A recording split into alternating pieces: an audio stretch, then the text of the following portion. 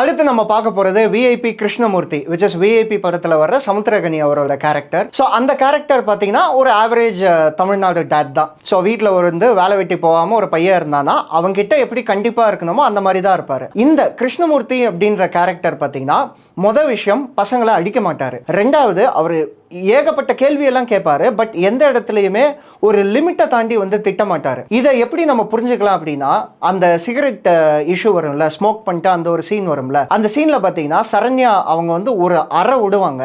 அந்த அறை விட்டதும் கிருஷ்ணமூர்த்தி எதுவுமே பேச மாட்டாரு. அவர் பாட்டுன்னு அப்படியே போயிடுவாரு. அதே மாதிரி அடுத்த நாள் வந்து கேட்பாரு, எதுக்கு நீ வந்து அவனை அரைஞ்ச, தோளுக்கு மேல வளர்ந்த பையனை வந்து எதுக்கு நீ அடிக்கிற அப்படின்ற மாதிரி கேட்பாரு. ஸோ அவருக்கு கோபங்கள் இருக்கும்.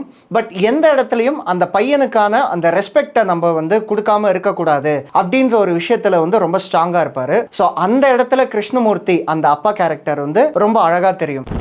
அடுத்து நம்ம பார்க்க போறது உத்தம வில்லன்ல வர மனோரஞ்சன். ஆக்சுவலா உத்தம வில்லன்ல அந்த டிராமா போர்ஷன்ஸ் அப்படிங்கறதெல்லாம் விட்டுருங்க. பட் அந்த அப்பா மகன் பாண்ட் இருக்குல்ல, டு த கிளைமேக்ஸ் தான் வந்து அவ்வளோ அழுத்தமா இருக்கும். ஏன்னா அது வரைக்கும் அந்த பையனுக்கு அப்பாவை பிடிக்காது அப்படின்ற மாதிரியே தான் காட்சி பத்தினே இருப்பாங்க. பட் கிளைமேக்ஸ்ல பாத்தீங்கன்னா அவங்க அப்பாவுக்கு அவ்வளோ பெரிய மரியாதை வச்சிருப்பான். இன்ஃபேக்ட் அவங்க அப்பா வந்து நான் செத்து போறேன் அப்படின்னு சொல்லும் போது எங்க அப்பாவை நான் யாருன்னு இந்த கோடம்பாக்கத்துக்கு காட்டணும் அப்படின்னு சொல்லும் போது, அட பாவி, இவ்வளோ பெரிய ஒரு பாசத்தை இவ்வளோ பெரிய ஒரு மரியாதையை உங்க அப்பா நீ வச்சிருக்கியா உன் மனசுல அப்படின்ற மாதிரி நமக்கு ஃபீல் ஆகும். அந்த பையன் உடஞ்சு அழும்போது மனோரஞ்சன் அப்படி அணைச்சு அப்படி பேசுவாப்ல பாருங்க, அதெல்லாம் ரொம்ப ஒரு சென்டிமெண்டான சீனு. பட் அவரோட பசங்கள் மேல அந்த பாசம் அப்படிங்கிறது அளவு கடந்த பாசமா இருக்கும்.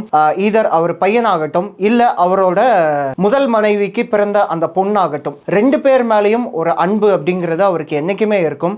ஸோ மனோரஞ்சன் கேரக்டர் பர்சனலா எனக்கு வந்து எவ்வளோ ஃபிளாஸ் இருந்தாலும் அவர் அப்பாவா அவர் ஜெயிச்சிட்டாரு.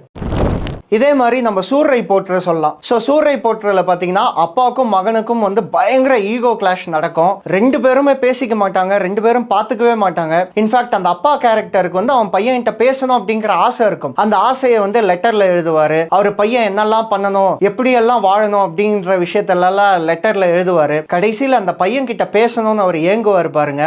அவர் ஏங்கிட்டு போன்ல பேசல அப்படின்னதும் இந்த தோத்து போனவங்க கிட்டலாம் எதுக்கு அவன் பேச போறான் அப்படின்னு அவர் சொல்லி கண் கலங்கி போகும்போது அவ்வளோ வலியா இருக்கும் நம்ம பார்க்கும்போது. பையனும் அப்படிதான். பையன் வந்து அவங்க அப்பாவுக்காக அவங்க அப்பாவை பார்த்தே ஆகணுங்கிறதுக்காக ஏர்போர்ட்ல யாருன்னே தெரியாதவங்க கிட்டலாம் போய் மண்டிக்கிட்டு கேட்பான், தயவுசெய்து எனக்கு டிக்கெட்க்கு வந்து பணம் கொடுங்க, நான் எப்படியாச்சும் அனுப்புறேன் அப்படின்ட்டு யாருன்னே தெரியாதவங்க கிட்ட போய் மண்டிக்கிட்டு கேட்பான். ஸோ இந்த மாதிரிலாம் பையன் வந்து அவ்வளோ பாசமா இருப்பான். பட் கடைசி வரைக்கும் அவங்க பாசத்தை தனித்தனியாவே வச்சுக்கிட்டாங்க.